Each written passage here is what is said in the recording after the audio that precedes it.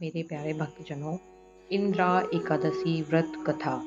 युधिष्ठिर के कहने पर भगवान श्री कृष्ण ने अश्वनी कृष्ण पक्ष की एकादशी व्रत और इसके फल के बारे में बताते हुए कहते हैं कि इस एकादशी का नाम इंद्रा एकादशी है, जो पापों का नाश करती है और पितरों को अधोगति के मुक्ति दिलाती है।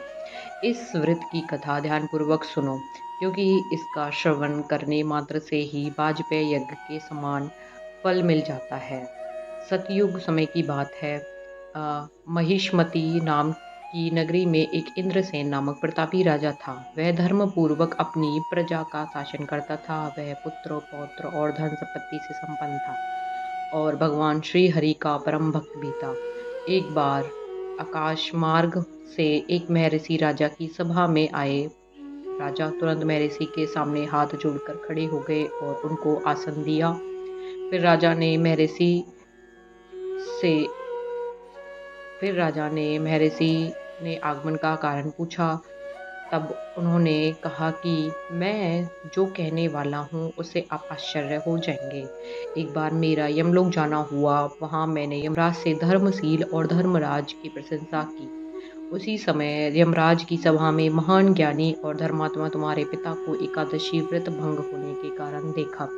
उन्होंने मुझे तुम्हें यह संदेश देने को कहा है कि पूर्व जन्म में कोई अड़चन हो जाने के कारण वे यमराज के पास हैं।